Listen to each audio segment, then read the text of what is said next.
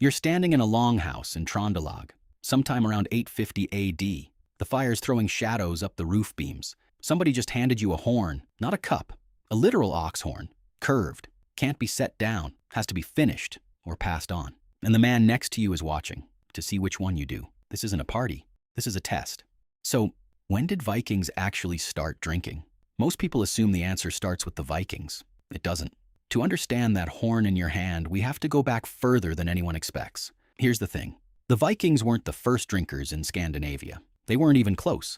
By the time the first longship touched a beach in England, the drinking culture in their hands was already older than the Egyptian pyramids were to them. This isn't a story about raiders discovering ale. It's a story about a ritual so old we're still not sure exactly where it began. Here's the thing nobody tells you about Viking mead. It wasn't Viking.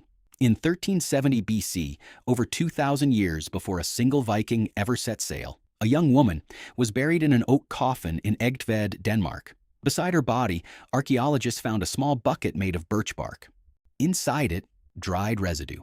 When researchers analyzed that residue, they didn't find plain mead. They found a mixed, fermented drink, honey, wheat, and bog myrtle or cranberries, brewed together, a specific recipe.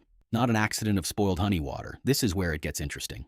The archaeologist behind much of this research, Patrick McGovern, has spent decades studying residues from Bronze Age vessels across Denmark and finds the same pattern again and again, a mixed grog, not a single ingredient, brewed with real technique. So the honest answer to when did Vikings start drinking is they didn't start anything. They inherited a fermentation tradition that was already ancient by the time their own ancestors picked up a sword. We don't know the exact year the first Scandinavian deliberately fermented honey and grain together. That moment is lost. What we do know is it happened at least 3,500 years ago in the same soil the Vikings would later farm. But what nobody expected was what that inheritance actually meant to them once they got it. Here's the thing. Nobody tells you about the horn getting passed around that longhouse. It wasn't really about the alcohol. In Norse tradition, there's a ritual called Symbel, a structured round of toasts, not casual drinking. The cup, sometimes called the full, the Boasting cup, moved around the hall in order, and each person had to speak before they drank.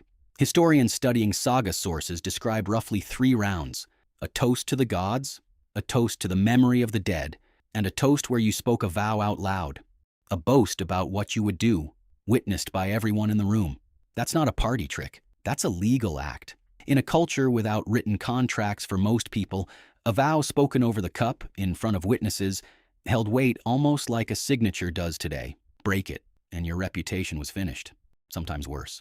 Even the mythology backs this up. In the Prose Edda, there's a goat named Heidrun, standing on the roof of Valhalla, chewing the leaves of a tree, producing mead from her udder for the warriors below, an endless supply for the afterlife's greatest hall. The Norse didn't just place drinking at the center of their halls.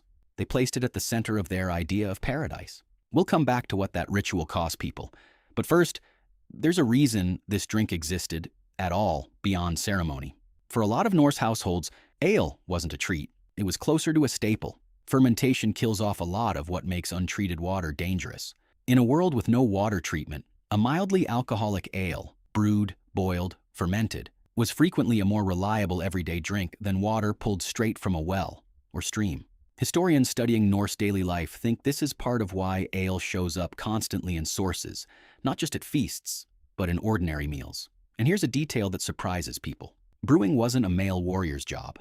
In Norse households, it typically fell under the authority of the woman running the home. Icelandic law texts and sagas describe the housewife holding the keys, literally, physical keys, which controlled who got access to the grain and honey needed to brew. If you wanted a drink in that hall, in a very real sense, she was the gatekeeper.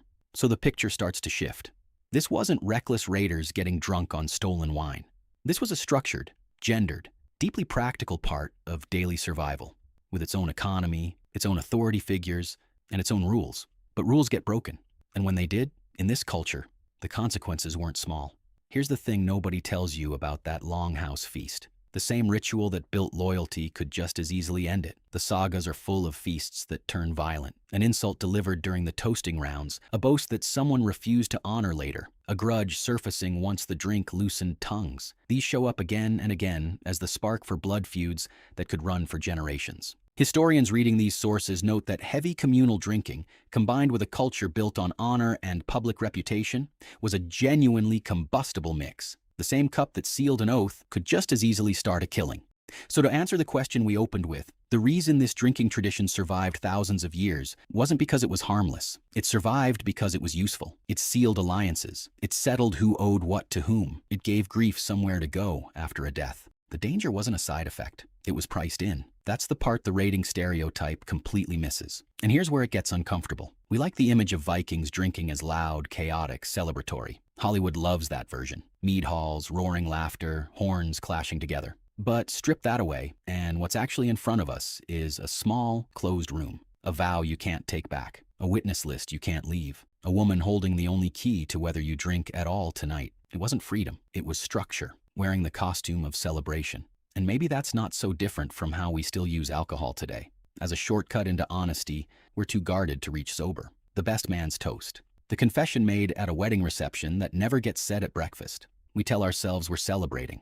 Half the time, we're actually doing the same thing they were doing in that longhouse, using the cup as permission to say the true thing out loud. So tonight, if you raise a glass with anyone, a toast at dinner, a cheers over drinks after work, you're not doing something that started with the Vikings. You're doing something their ancestors were already doing on this same stretch of land 3,500 years before a single longship existed. The horn is gone. The ritual isn't. It's just quieter now. No witnesses required. No vow enforced. No goat on a roof in Valhalla keeping the supply endless. Just a glass, raised, and a moment where we still, without quite admitting it, expect the drink to make the truth a little easier to say. So, when did it actually start? We don't know the exact night, the exact hand, the exact fire.